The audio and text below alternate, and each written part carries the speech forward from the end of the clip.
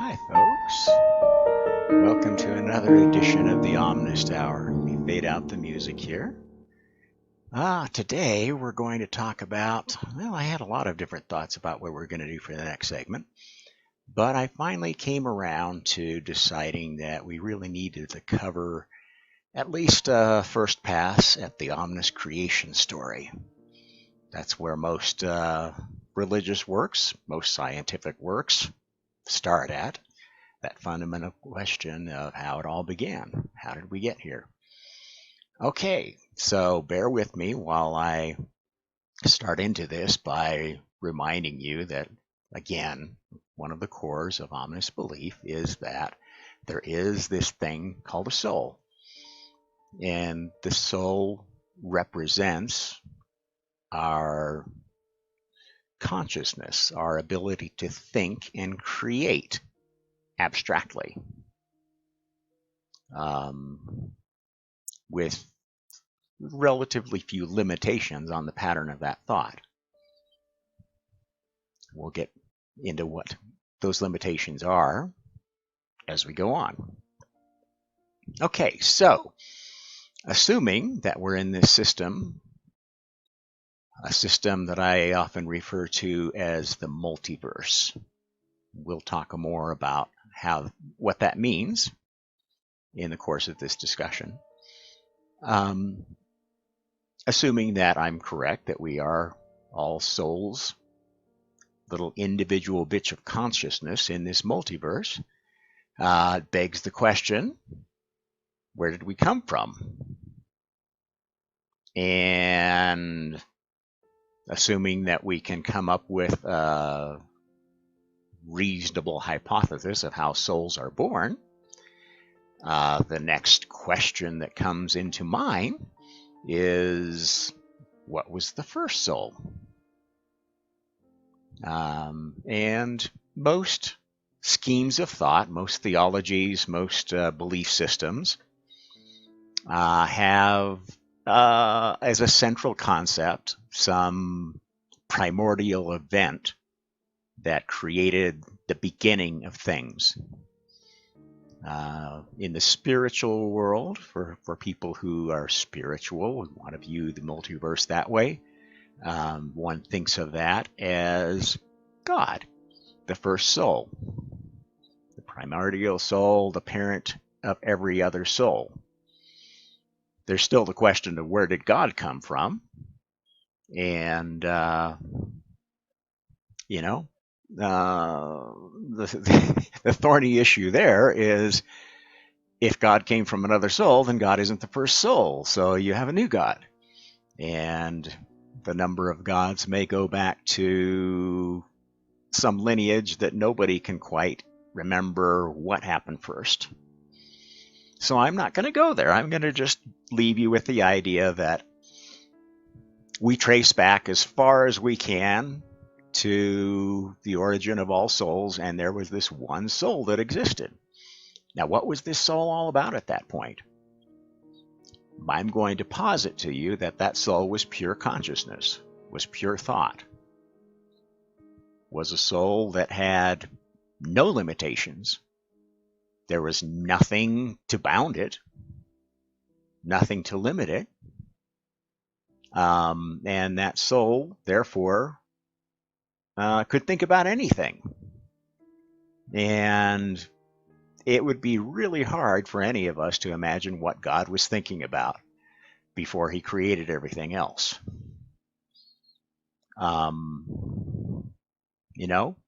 Just think about what you've thought about just in the purest flights of fancy when you weren't consumed with all the things around you that direct your thoughts. And imagine what you might come up with. Who knows? Maybe he came up with these incredible works of art that used, I don't know, had he invented colors yet? Had he invented shapes, even in his imagination? Who's to say when all that happened? And whether that's really important to the discussion, I'll leave it to you to, maybe somebody else has an insight into that particular bit of cosmic history.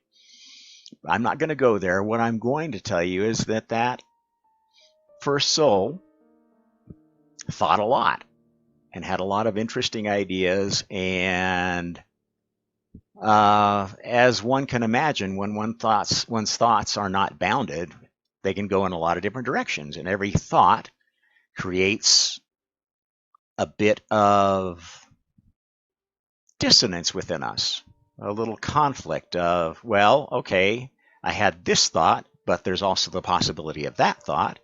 And how are these related? Are they consistent? Can they exist at the same time? If they can't, why not? Maybe that leads to a third thought. And you can imagine that unbound thinking can get pretty complicated pretty quick. And, the mind of God probably got very busy with all sorts of thoughts. And, if the mind is unbounded and has full access to its capabilities, all those thoughts are there. They're creations. They're going to be staying there. They can be regurgitated at any time if needed. But, God's mind got to be a pretty busy place. And you can imagine that after having such a busy, unbounded mind for a while, you started thinking of maybe limitations, maybe things, what? I wonder if I could do this. If I could do that, would it change what's going on here with whatever the heck I'm doing all these thoughts? And that dissonance of wondering if there's something else created a lot of energy in this primordial soul, which at some point exploded into what Omnist, and maybe other religionists call an epiphany. Big breakthrough. When the big breakthroughs come at a cosmic level, affect the full multiverse, which at the time of the first soul consisted only of the first soul, that epiphany can be huge and can fundamentally change the laws that the multiverse operates under.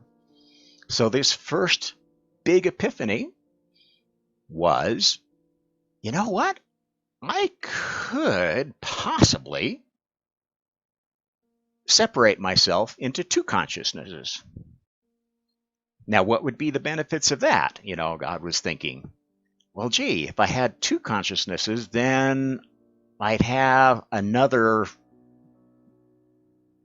mind computer to take on some of the work, offload some of the things that I wanted to think about that, it's like, well, you can imagine if you're a scientist, you like to have grad students around so they can do all the dirty work while you have your head up in the clouds and prepare your proposals to get grants for money from the government or agencies or whatever. So God thought about inventing the first grad student. Now, maybe another reason there, I'm sure, was, gosh, if there was this other entity like me, I'd have somebody to talk to, have somebody to interact with. I'd have somebody to look at my ideas and, tell me how great they were or how bad. Just somebody to talk to, a little bit of communion with another soul would be pretty attractive. Now, of course, this mind of God being a pretty incredible thing, probably thought, well, what would be the downsides of that? Well, let's see. If I created this other soul, would it have all the capability I have, and how would it use it? Could it become a problem for me? Could it interfere with what I enjoy doing? And what properties should I give this other soul? Should I give it everything we have? Everything I have? Give it all the memories, all the experiments, all of the thoughts that I already had? Or do I limit it somehow? And why?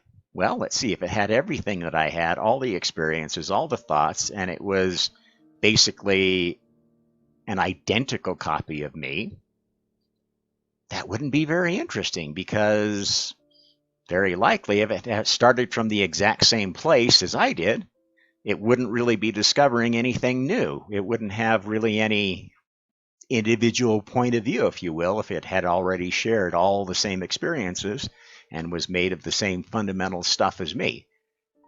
So I think we need to limit this new thing somewhat. And that limitation was the very first application of one of the laws that has persisted for all the gyrations of the multiverse since, the law of forgetfulness. When a new soul, a new being, a new consciousness incarnates, it forgets. It doesn't know everything that the parent knew. It carries along with it a lot of the characteristics of the parent, its nature as a soul, its ability to learn and grow, to think independently, to come up with its own conclusions. And it does have the ability to somehow commune with this parent soul to acquire information that it wants to know, to save a little time. So it's like, hey, God, can you tell me a little bit about why I'm here, what I need to be doing? And if God chose to tell this lusty little soul, new soul something, they did. Did God always tell the truth? Well, maybe not. Maybe it would be interesting for God to find out, well, you know what? This is what I was thinking when I first had that thought, but it kind of led me to some weird stuff I don't like. So what if I tell this new soul a little lie, a little stretch of the truth that may not be the truth? See what they come up with. Okay. At this time, you must understand, there was no concept of good or evil. None whatsoever. Maybe the primordial bit of it in that there's a natural tendency of any soul to think that what I think is good and what you think, if it's different, is evil. And I'm sure that entered into this first epiphany. At any rate, this epiphany resulted in the splitting of God into two souls. Now, at this point, I would posit the multiverse had not matured to the extent that there was any physical world yet. And I'll explain why later. So at this point, we've just basically got two individual consciousnesses, one that's had an incredible variety of experiences up to this point, and one that's basically starting at ground zero. Okay, so this automatically set up a disparity in their relationship, right? The parent definitely had more power, more knowledge, more everything than the child. And as you might guess from how we know parent-children relationships go, that created in itself a certain amount of dissonance. The child resents the parent knowing more, having more power, having more capability to get things done, the capability to fool the child into behaving or thinking the way that they want to, and that builds resentment. Ask any teenager. So this first relationship, parent-child relationship, had all the dynamics of every power relationship that has ever lived since, and is the source of all of that angst that we have between the powerful and the powerless.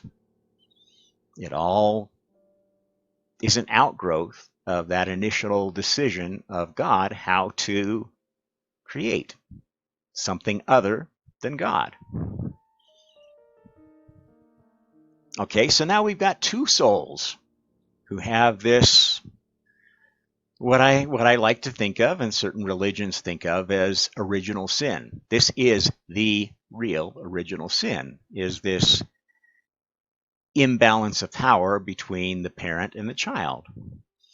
Only it might not really be a sin because, again, if they had been completely equal, if they'd had all the same memories and everything, who's to say that they would not have come up with just the same, more of the same dead ends that the first soul was coming up with?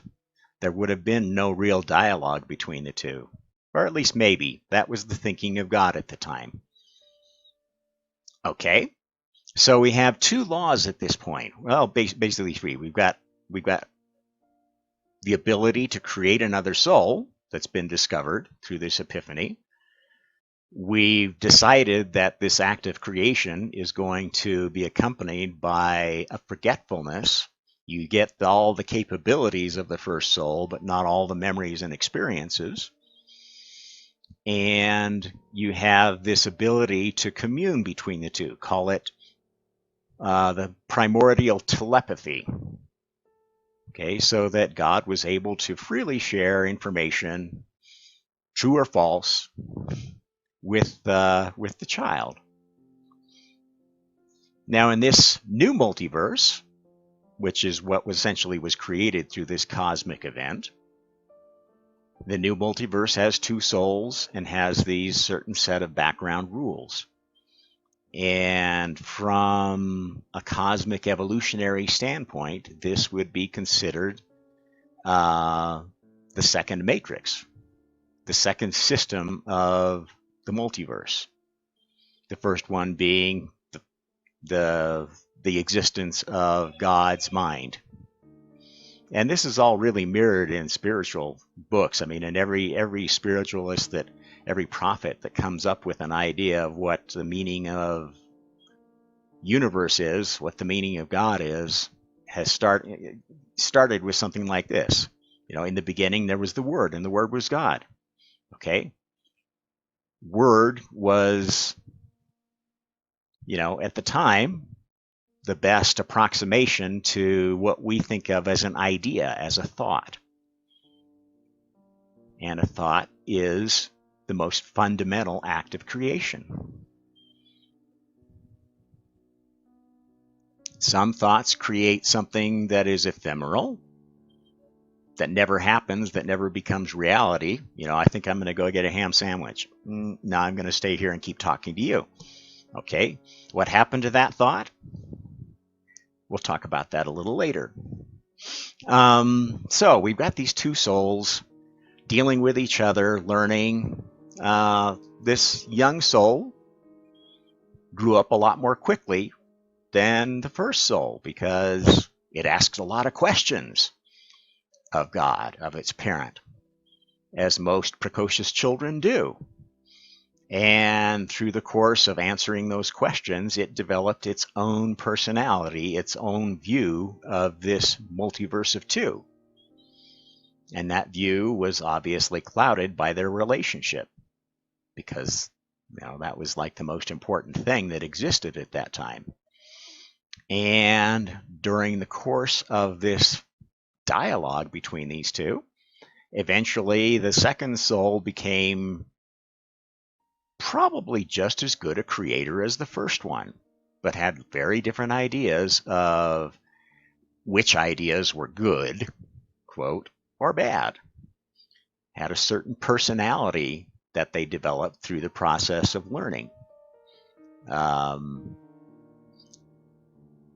The nature of it was that because a lot of the learning happened because of just asking for the right answer versus figuring it out and figuring all the consequences, this second soul tended to be a little bit less retrospective and more quick to act on a thought than to consider alternatives.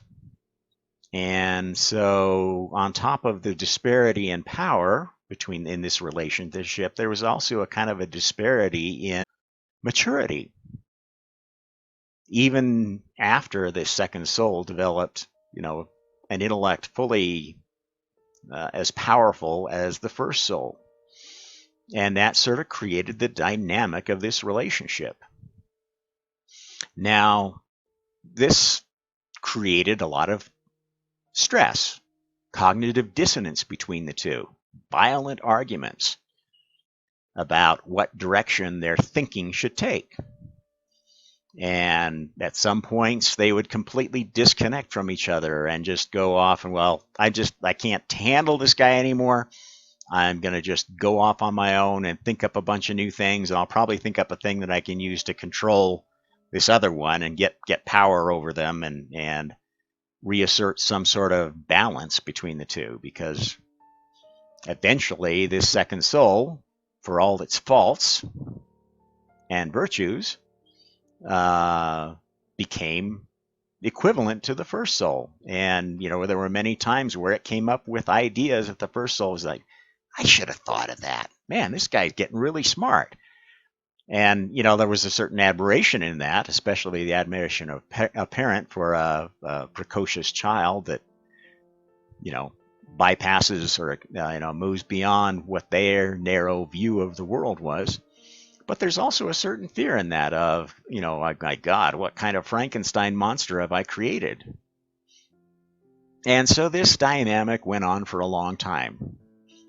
Who knows how long, or if time had even been invented yet. It wasn't really essential to these beings of thought. But at some point, they started realizing that both the synergies and the differences that they had created energies. The synergies created what one might call positive energy, and the dissonances created what one might call negative energy. And depending on how strong they were, the energy might have other properties. Frequency, we might call it. Amplitude, we might call it. Things that we associate with waveform energy, which is what they were essentially dabbling in. And as that energy increased, the total amount of energy, no matter what frequency, no matter positive, negative, etc., that total amount of energy increased to the point where it got to some critical energy that caused another epiphany. And this second epiphany was achieved through both of the souls, could not have been done by one or the other. It turned out to get to that critical energy, God couldn't do it by himself anymore. That was the old matrix. That was the old multiverse. The new one had these two entities, and they needed to work together to make fundamental changes in the laws of the multiverse. So, this second fundamental change in the laws of the multiverse was what one might naturally think would be the next step. These two, after fighting and blah, blah, blah, blah, and it's like, you know what? When we're in agreement, everything's just wonderful. But when we're at odds, it feels really bad. And we have these massive knockdown, drag-out arguments over things, and it doesn't make us feel good. Now, what would be the most fundamental way to solve a problem like that? I need a tiebreaker. And that's where the third soul came from, which I think of as the second original sin. Because this third soul, after they decided how they were going to create it, they decided, you know what? This third soul needs to have some special properties to make it work. Because what we want this third soul to do is not so much thinking for itself, but kind of just listening to both sides of our arguments, and then, finding a rationalization that allows one of us to win without making the other feel too bad. So, we need like the perfect referee here, the perfect judge of a contest of minds. And that led them to create a soul that had a very new property of, I don't think they knew what it was at the time. But in this new soul, in wanting to create this new soul such that it could be a good judge and a good mediator, it created a property which we might call love now, compassion. That it would temper its thoughts by love, respect, whatever, worship of its elders. the elders being the other two first souls. And in doing this, this third soul had a property of its existence that was fundamentally different from the first two souls. And that property one might call the divine feminine. Now, there was no sex at this point. That hadn't been invented. But the archetype of the feminine was this third soul. And the two first souls sort of took on this alternate archetype of insensitivity, if you will, of independence and rebelliousness that is most associated with the masculine, the divine masculine. And this is a pattern that's been repeated and repeated and repeated in every version of the multiverse ever since, and been perfected. It has even been codified into the sexes that we have, that many species have. Such a wonderful thing. And that came from this first group of three souls, which is an embodiment of another pattern that repeats and repeats and repeats, the pattern of the Trinity. And we'll go into that. That's another early lesson that we're going to have to talk about, is the first three numbers, the number 1, the number 2, and the number 3, and what the Omnist point of view of the value of those numbers is. But that will be for another lesson. So here we've got three souls off on a new adventure in a new paradigm of the multiverse. They may have changed other rules at that point. I'm not going to presume to know all the details. This is a broad brushstroke, just like any creation story, right? Every creation story you've ever heard from any culture has some of the same characteristics as the story I'm telling you. And there will probably be new creation stories in the future that will refine and edify more than the one I'm giving you. But I think the one I'm giving you is a creation story that is more or less consistent with everything you've heard before, and is more or less consistent with everything we know from scientific pursuit of, figuring out how things work and justifying our beliefs based upon what we can see around us. And so for an omnist, that's approaching a more true point of view that can explain more of what we observe. Okay, so this system of three, what were its characteristics? Well, it might be useful to start thinking of this relationship between the three in human terms, because now we've got, like I said, the masculine feminine archetype. You've got these two masculines duking it out, thinking that they're the brightest souls in this multiverse. You've got this third one trying to mediate between them, and at the same time having their own ideas about things, and looking at what these two were exchanging and coming up with her own ideas. And this developed, as you might expect, into ménage à trois, of complex three-sided love affair. And some of the emotions that you can probably imagine would grow out of that would be a resentment of the female for both the males, in sort of treating her as an inferior that was only there to be the peacemaker and wasn't really listened to if she had any new original ideas, because it's like, well, you're old news. You're going to be eons before you come up with anything as clever as us two, right? There was a certain amount of hubris already at that point. Hubris is a natural outgrowth of power.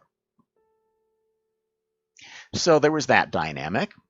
It turned out that even though they had this peacemaker, the two masculine souls still didn't get along very well, still were at odds all the time, and when the decision from the third went against them, felt resentment both towards the other and towards the female soul.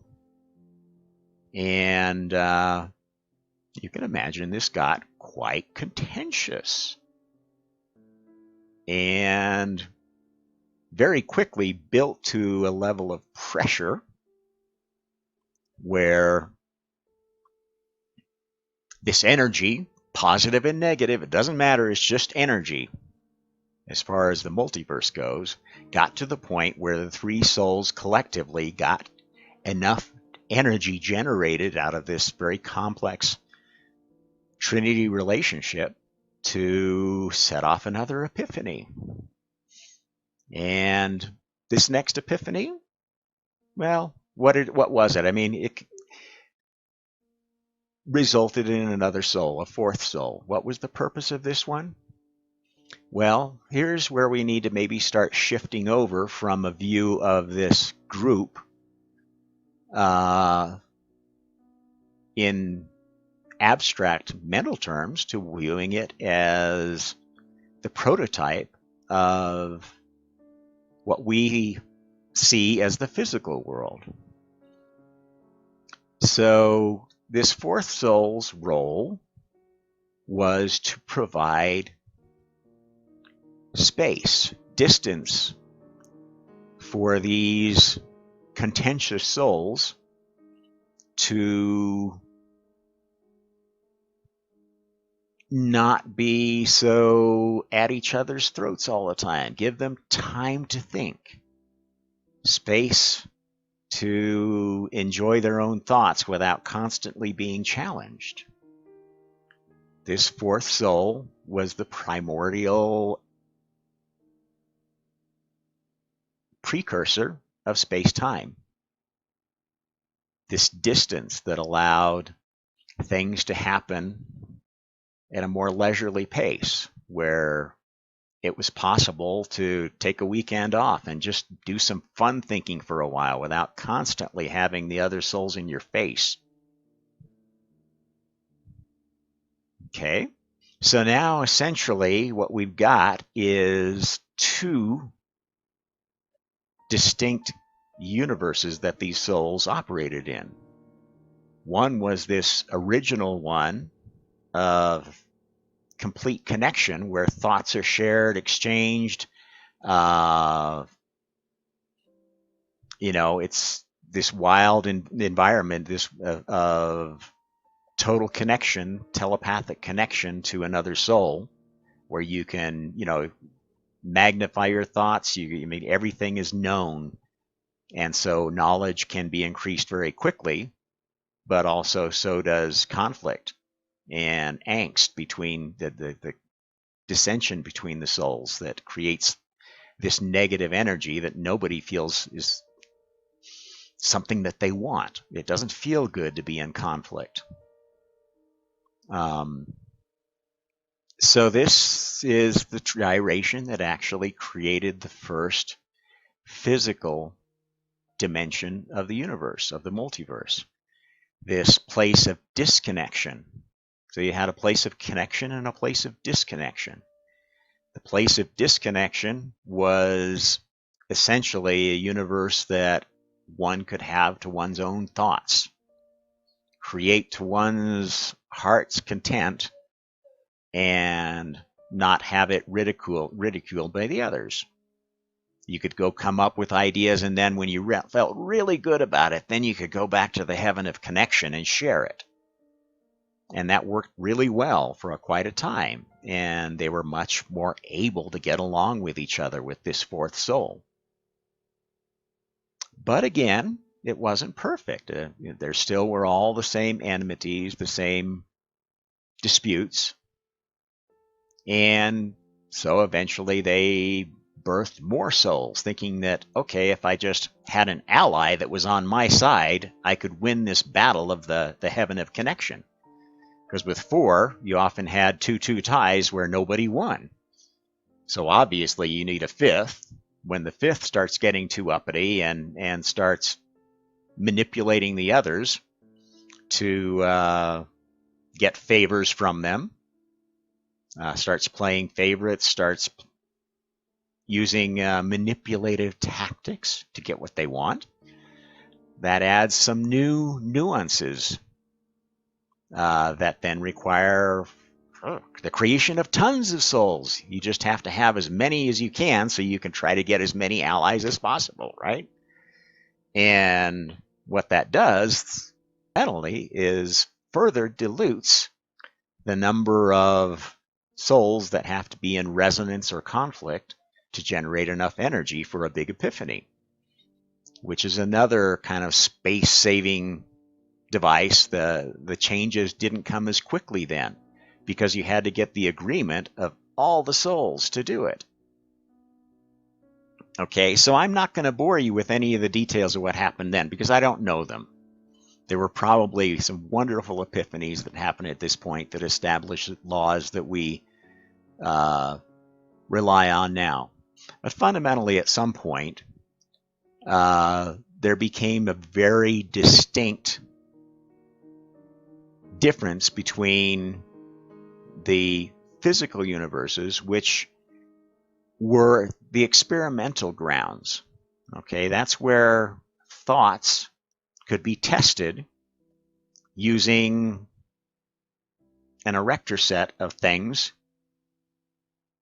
to represent these spiritual mental entities in the spirit world and let them play out scenarios of their interactions in sort of this playground where it's not really, you're learning something from it, but you can make the rules of the playground more restrictive than the rules of the spiritual world so that you can find out which rules you might want to transport to the spiritual world before you actually implement them and you find out that they don't work. And this is the whole idea behind what we refer to, thanks to Hollywood's blah, blah, blah, as the Matrix. This is the physical world we live in. There are many such physical worlds, and they are experiments using actual souls stuck in physical vehicles, like the human body, like an atom, like a galaxy or whatever, so that these souls can play a game designed to learn the lessons of whatever soul vessel that they chose to be in this game. And there are some lessons that are more easily learned in different vehicles. The most complex emotional issues are learned in vessels like the human body. And as we talked about in previous session, we kind of know why that is, because the human vessel is an oversoul of all the organs of the body, all the cells in your body, everything you eat, everything that you get infected with. You're having to manage that, as well as the influence of external oversouls, the human groups that we belong to, the physical environment we find ourselves in, the planet we're on, etc., the part of the planet that we're on, the cultures that we are existing in. It's a very complex and rich way to learn something about being a soul. And all souls play these games, even the first souls. I'm not going to go into everything because I think at some point you might want to read my book, and there's a lot more detail there. And a lot of the questions you might bring up are at least tried to be answered there. And if you read that, you might have a better context for asking more questions. But I think I've given you enough of the seed of the creation story to kind of mull it over in your point of view from whatever your belief system is, and see how it impinges on that belief system, and get an idea if you could stretch your imagination to become just a little bit more omnist in your thinking. And if you can come up with a fallacy, if something that in my system doesn't work, absolutely, let's discuss it. We can refine it. Maybe we'll find an even better solution for the meaning of life. That's why we do this. That's why we have discussions. That's why I'm presenting this to you. It's not because I want to tell you what the truth is. I'm giving you a version of it, a perspective, which I hope you will find useful and find ways to extend and refine so that we can have a shared perspective that's even better. Anyway, I'm going to cut it short now because somebody's calling me. Thanks for showing up.